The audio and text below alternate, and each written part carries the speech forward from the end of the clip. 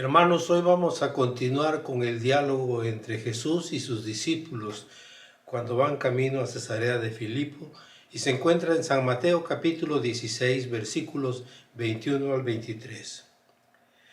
Y dice: desde entonces comenzó Jesús a declarar a sus discípulos que le era necesario ir a Jerusalén y padecer mucho de los ancianos, de los principales sacerdotes y de los escribas, y ser muerto y resucitar al tercer día. Entonces Pedro, tomándolo aparte, comenzó a reconvenirle, diciendo: Señor, ten compasión de ti, y en ninguna manera esto te acontezca. Pero él, volviéndose, dijo a Pedro: Quítate delante de mí, Satanás, me eres tropiezo, porque no pones la mira en las cosas de Dios, sino en las de los hombres. Aquí, recordando un poquito lo que vimos anteriormente, Pedro recibe una felicitación porque ha declarado que Jesús es el Cristo, el Hijo del Dios viviente. Y le dan una comisión muy especial a Pedro. Pero aquí lo que tenemos no es una felicitación, aquí es un regaño, un coco, como decimos en México, o un cocotazo, ¿sí? ¿Por qué? Porque Pedro no está viendo con los ojos iluminados por el Espíritu Santo, sino está viendo las cosas desde el punto de vista humano. Y como él aprecia tanto al maestro, no está de acuerdo en que su maestro se exponga a todo eso que va a pasar. Si su maestro sabe que va a pasar, que lo que debe de hacer es hacerse a un lado, quitarse y no exponerse a eso que le está diciendo que va a sufrir, que va a ser crucificado, que va a ser muerto, que va a ser sepultado. Pero se le olvida a Pedro una cosa, que va a resucitar al tercer día. Entonces, Jesús, me imagino que se lo queda viendo así directamente a los ojos y le dice: apártate de mí, Satanás. Las mismas palabras con que Jesús apartó a Satanás cuando lo tentó regresando de su ayuno en el desierto por 40 días. Cuando Satanás le ofreció los reinos del mundo a cambio de que le hiciera una pequeña reverencia. Y le dijo: apártate de mí, Satanás, porque mereces un escándalo. Y es el mismo regaño que le dan a nuestro amigo Pedro.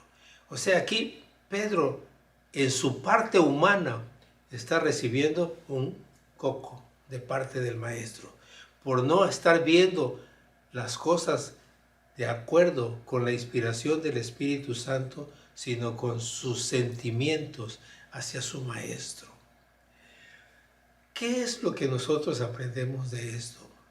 Que antes de abrir la boca para dar un consejo a alguien, a un amigo o inclusive a un enemigo, pidamos a Dios que su Espíritu Santo ponga las palabras adecuadas en nuestra boca, porque de otra manera podríamos terminando como Pedro, dando un consejo que no es bien visto por Dios.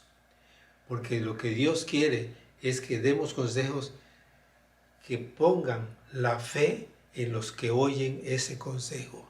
Que le hablemos del sacrificio tan grande que Jesús hizo al venir a la tierra y morir en la cruz y recibir cuando estaba crucificado la maldición del Padre, porque acuérdense que dice Deuteronomio 21-23, maldito por Dios el que es colgado en un madero. Y Jesús estaba colgando en un madero y andaba cargando con nuestros pecados. Por eso Él exclama: Dios mío, ¿por qué me has desamparado? ¿Por qué? Porque Él sabía que no tenía comunión con el Padre.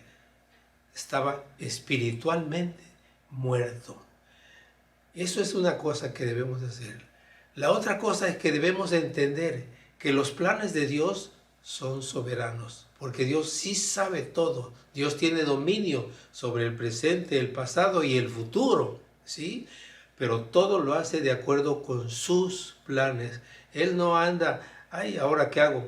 ¿Cómo corrijo esto? No, Él todo lo tiene planeado. Como diría nuestro personaje de la televisión, todo lo tiene fríamente calculado.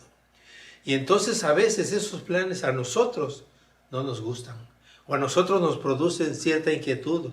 O de plano, pues decimos, no, Señor, pues por ahí yo no te sigo. Pero no es eso el concepto de ir camino a la vida eterna.